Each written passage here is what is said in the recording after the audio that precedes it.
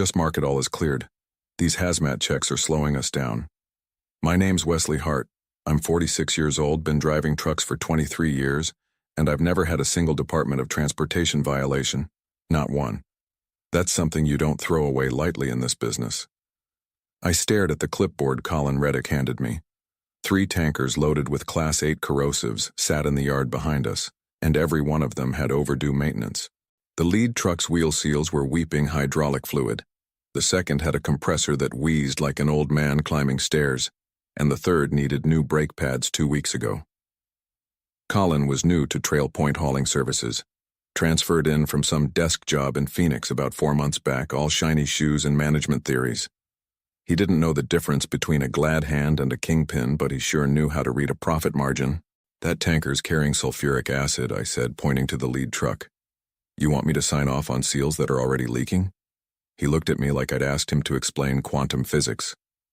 Wesley, I need these rigs rolling by 6 a.m. The client's breathing down my neck about delivery times. I'd heard this song before.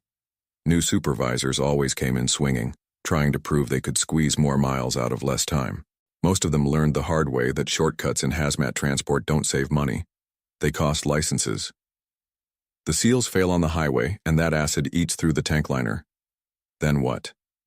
Then we'll deal with it, Colin said, checking his phone. Right now I need you to be a team player. Team player. That's what they always said when they wanted you to do something stupid. I looked at the clipboard again. Pre-trip inspection forms, all blank. Brake system checks, tire pressure logs, fluid level reports, everything that stood between a safe delivery and a catastrophic spill. Colin wanted me to forge federal documents so he could hit his numbers. The thing is, I'd been watching this pattern for months. Ever since Colin took over, maintenance requests disappeared into his desk drawer. Drivers complained about handling problems, steering issues, brake fade. All of it got rubber stamped as resolved, without a wrench ever touching metal. I handed the clipboard back to him. I'm not signing falsified records. Colin's expression shifted. The fake friendliness dropped away, and I saw exactly what kind of man I was dealing with. You're too cautious for logistics, Wesley. Efficient drivers know when to skip inspections. That's when I knew this wasn't going to end well for somebody. Question was, who? I'd started driving when my dad got too sick to work his own rig. That was back in 2001, when trucking still meant something. You took care of your equipment, followed the rules, and built a reputation that opened doors. My dad taught me that a driver's only as good as his safety record, and mine was spotless. 23 years of clean logbooks, 0 accidents, 0 violations, 0 compromises. When Trail Point hired me 3 years ago, it was because their insurance company demanded experienced hazmat drivers. The pay was decent, the routes were steady, and the old supervisor, Frank Morrison, ran a tight operation. Frank understood that moving dangerous chemicals wasn't about speed, it was about precision. Then Frank retired, and they brought in Colin. The changes started small. Maintenance schedules got optimized, inspection checklists became streamlined. Drivers who asked too many questions about equipment problems found their routes reassigned to younger guys who kept their mouths shut. I watched it happen to Danny Flores first. 20-year veteran, spotless record, but he made the mistake of refusing to drive a truck with a cracked exhaust manifold. Colin wrote him up for insubordination and transferred him to short-haul freight runs that paid half what hazmat work brought in. Then it was Kevin Walsh. He caught Colin's attention by documenting brake problems that weren't getting fixed. Suddenly, Kevin's performance reviews mentioned attitude issues and resistance to operational efficiency. The pattern was clear.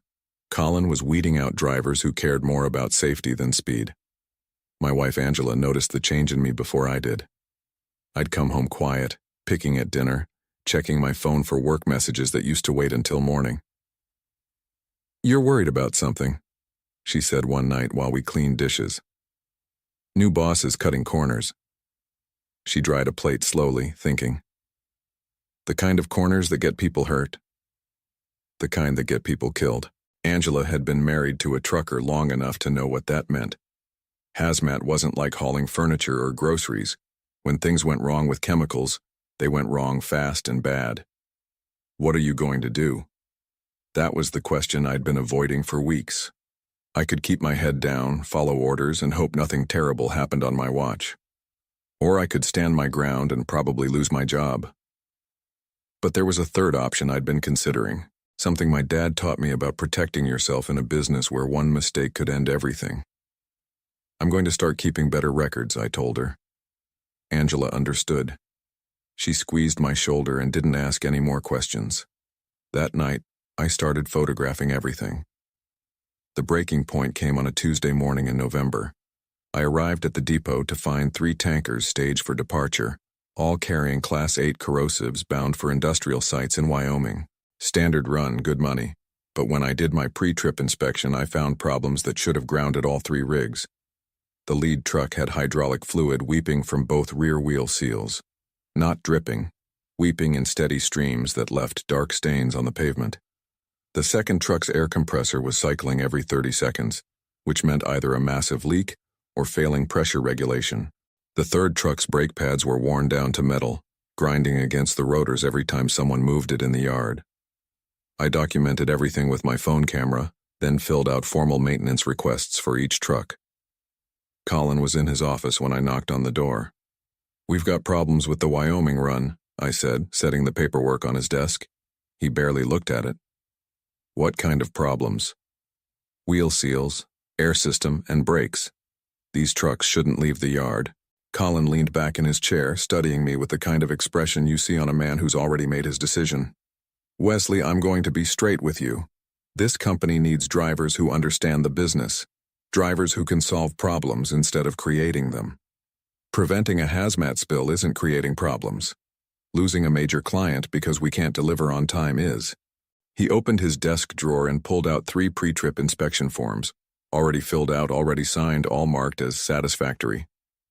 "These trucks passed inspection yesterday," he said. "Must have been a different set of eyes looking at them." I stared at the forged documents. Danny Flores' signature on one, Kevin Walsh's on another, and a signature I didn't recognize on the third. All fake. "You want me to drive trucks with falsified safety records? I want you to do your job." That's when it hit me. This wasn't about one bad decision or corner cutting to meet a deadline. Colin had been systematically falsifying federal documents for months, putting drivers at risk and exposing the company to massive liability, and now he was asking me to become part of it. I looked at those forged inspection forms and saw exactly where this was heading. Sooner or later, one of those trucks was going to fail catastrophically. When it did, the Department of Transportation would investigate, and they'd find a trail of falsified records leading straight back to whoever signed them. Colin was setting up his drivers to take the fall. I stood up, pulled my keys from my pocket, and set them on his desk next to the paperwork. "I'm not signing falsified records." "Then you're not driving for Trail Point." I walked out without another word. But I wasn't walking away empty-handed. 3 days after I quit, Colin called my house. "Wesley, I think we had a misunderstanding," he said, his voice different now, friendlier. "Why don't you come in tomorrow morning? We can work something out."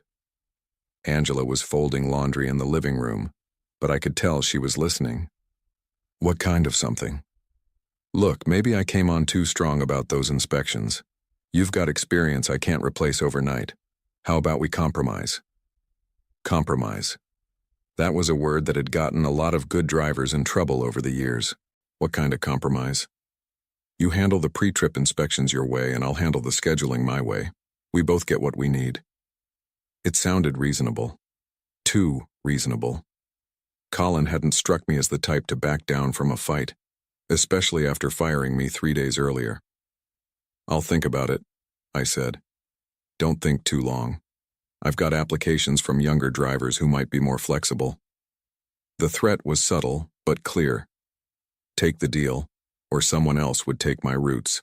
I met Colin the next morning in his office. He had coffee waiting and my old schedule printed out ready to go. But when he handed me the clipboard, I saw the same pattern as before. Pre-trip inspection forms with maintenance issues already marked as resolved. "These trucks still haven't been fixed," I said. They passed inspection yesterday. By who? Colin's smile faded slightly. By me. I'm certified to conduct safety inspections. That was news to me. I'd never seen Colin so much as check tire pressure, let alone perform a comprehensive DOT inspection. Since when? Since it became necessary.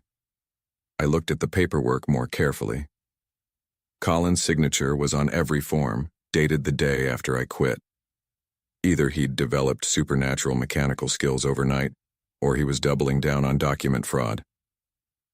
These trucks need real maintenance, not paperwork fixes. Wesley, you're not hearing me. The trucks are fine. The inspections are complete. Your job is to drive them safely to their destinations. He was trapped in his own lie now.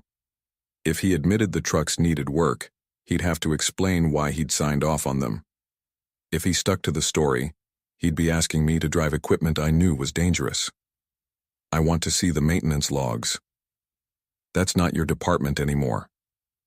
It is, if you want me to drive. Colin opened his desk drawer and pulled out a thick folder, maintenance records for the entire fleet dating back 6 months.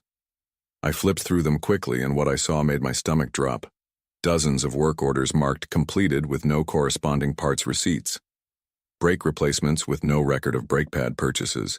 Transmission services with no fluid change documentation. It wasn't just corner cutting, it was systematic fraud. These records are fake, I said. These records are accurate. Where are the parts receipts? Electronic billing, everything's digital now. I closed the folder and looked at Colin carefully. He was sweating slightly despite the cool morning air. I need to see the digital records. Wesley, I'm trying to work with you here, but you're making this very difficult. Are you going to drive these routes or not? The question hung in the air between us. I could take the deal, keep my mouth shut, and hope nothing went wrong. Or I could walk away and let someone else deal with the consequences. But there was a third option. I'll drive them, I said. Colin's relief was visible. Good. I knew we could work this out. But I'll be doing my own inspections. Real ones. Fine. Whatever makes you comfortable. I left his office with my roots and my clipboard, but I also left with something else. Confirmation that Colin was running a systematic fraud operation, and now I had documentary evidence. What Colin didn't know was that I'd been building a case against him for months. That afternoon, I drove out to Morrison's Auto and Truck Repair, where Frank Morrison had taken a part-time job after retiring from Trail Point. Frank had been supervising hazmat operations for 15 years before Colin arrived, and he knew every truck in our fleet better than their own drivers. Wesley, Frank said, wiping his hands on a shop rag. Heard you had some words with the new boss. More than words. Frank, I need to ask you something, and I need you to be straight with me. He led me to his office, a cramped space that smelled like coffee and motor oil. What's on your mind? I pulled out my phone and showed him the photos I'd been taking for months. Maintenance requests marked completed with no actual work done. Inspection reports signed by drivers who'd never seen the trucks. Safety violations documented and ignored. Frank studied each image carefully, his expression growing darker. Jesus, Wesley, how long has this been going on? Since about a month after Colin took over, but it's getting worse. You report this to DOT yet? That's what I want to ask you about. If I file a whistleblower complaint, what happens?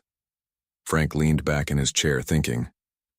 Department of Transportation takes falsified hazmat records very seriously. They'll investigate, probably do surprise inspections, review everything going back 2 years. If they find systematic fraud, what kind of penalties? For the company, fines, license suspension, possible criminal charges. For whoever signed the fake documents, personal liability, potential jail time, lifetime ban from commercial driving. That was what I'd been afraid of. Colin wasn't just risking the company, he was setting up his drivers to take criminal responsibility for his decisions. There's something else, Frank said. I've been hearing things around town. Other companies talking about Trail Point's delivery times, how they're suddenly beating everyone's schedules. What kind of things? The kind that make people wonder how they're moving hazmat loads so fast without cutting corners. I felt pieces clicking into place. Colin wasn't just falsifying maintenance records to save money.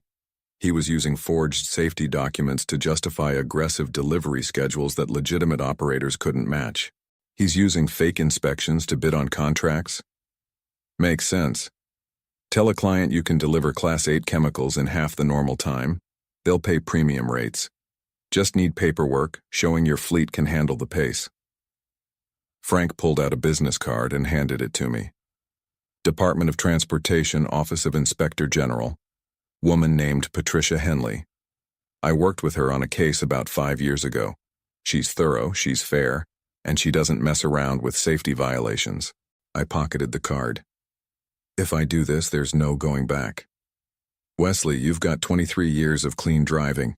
Don't let some desk jockey with a spreadsheet ruin that. I drove home thinking about what Frank had said. Colin wasn't just cutting corners. He was running a con game, using falsified safety records to win contracts that put legitimate operators out of business. And when something inevitably went wrong, the drivers would be left holding the bag. That night I called Patricia Henley. Inspector General's office, this is Patricia. My name is Wesley Hart. I'm a hazmat driver and I need to report systematic safety violations at my company. What kind of violations?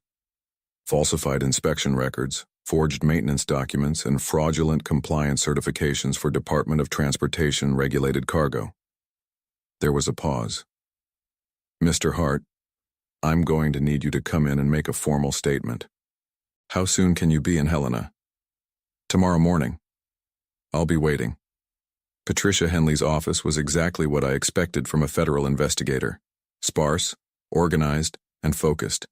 She was a compact woman in her 50s with gray hair and the kind of direct gaze that made you want to tell the truth whether you planned to or not. Mr. Hart, before we begin, I want you to understand that filing a whistleblower complaint is a serious matter. Are you prepared for the consequences? What kind of consequences? For you? Legal protection, possible relocation assistance if there's retaliation, and potentially a percentage of any fines recovered. For your former employer? Federal investigation, possible criminal charges, and likely business closure if the violations are as extensive as you've described. I thought about Colin's fake maintenance logs, the forged inspection reports, and the drivers who didn't know they were signing their names to federal crimes. I'm prepared. Patricia activated a digital recorder and opened a thick file folder. Tell me everything. For 2 hours, I walked her through Colin's operation, the systematic falsification of inspection records, the maintenance requests that disappeared into his desk drawer, the pressure on drivers to sign documents they hadn't prepared, the aggressive delivery schedules that were only possible by skipping required safety procedures. Patricia took notes, asked specific questions, and requested copies of all the photographic evidence I'd collected. This is substantial, she said when I finished. But I need more than just your testimony. Would you be willing to wear a recording device? You want me to go back? I want you to apply for your old job. Colin Reddick called our office yesterday, claiming a disgruntled former employee was spreading false accusations about TrailPoint's safety record. I felt my jaw tighten. He's already trying to discredit me, which means he's worried. Worried people make mistakes, and mistakes create evidence. Patricia opened another folder and showed me a photograph of a truck accident in Colorado. A tanker carrying industrial chemicals had jackknifed on Interstate 25, spilling corrosive materials across 3 lanes of highway. This happened 2 weeks ago. Driver walked away, but the cleanup cost exceeded $2 million. The truck was operated by Mountain View Transport, which used to compete with TrailPoint for regional hazmat contracts. Used to? TrailPoint underbid them by 30% on every major contract this year. Mountain View went out of business last month. I understood. Colin wasn't just endangering his own drivers, he was destroying legitimate competitors by bidding contracts at prices that were only possible through fraud. What do you need me to do? Patricia pulled out a small device about the size of a shirt button. Apply for your job back. Let Colin think he's won. Document everything he says about maintenance procedures, inspection protocols, and delivery schedules. We particularly need him to admit knowledge of the falsified records. How long? 2 weeks, maybe 3, long enough to establish a pattern of systematic violations. I clipped the recording device inside my jacket pocket and thought about Angela's face when I told her I was going back to work for Colin. "There's one more thing," Patricia said. "We believe TrailPoint is operating similar schemes in 3 other states. If we can build a solid case here, it might prevent accidents elsewhere." That decided it. I wasn't just protecting myself or even my fellow drivers at TrailPoint. There were people in Wyoming, Colorado, and Utah who didn't know they were sharing highways with trucks that hadn't been properly maintained. "When do I start?" "Tomorrow. Call Colin, tell him you've thought it over and you're ready to be a team player." I left Patricia's office with recording equipment, a direct phone number, and the knowledge that I was about to become a federal informant. Colin thought he'd won when I walked out of his office. He was about to learn how wrong he was. The Department of Transportation arrived at TrailPoint on a Thursday morning in December. 4 agents, 2 inspectors, and Patricia Henley herself, rolling through the gate in unmarked vehicles while Colin was reviewing delivery schedules in his office. I was in the break room when the commotion started. Drivers gathering at windows pointing at official vehicles, asking questions nobody could answer. Colin came out of his office looking confused, then concerned, then scared as Patricia approached with a badge and a warrant. "Colin Reddick? I'm Inspector Patricia Henley, Department of Transportation Office of Inspector General. We're conducting a compliance audit of your hazmat operations." Colin's face went pale. "I wasn't notified of any scheduled inspection." "This isn't a scheduled inspection, Mr. Reddick. This is a federal investigation into systematic safety violations and document fraud." The agents spread out across the facility like they'd done this before. One team went straight to the maintenance bay, another to Colin's office, and a third began inspecting every truck in the yard. Patricia stayed with Colin, who kept looking around like he was hoping someone would rescue him. Within an hour, 3 trucks were tagged as out of service for safety violations. The lead inspector found the same hydraulic leaks, brake problems, and air system failures I documented weeks earlier, all covered by inspection reports claiming the trucks were in perfect condition. Colin tried to explain. Those inspections were conducted by qualified personnel according to federal standards. Patricia held up a clipboard with his signature.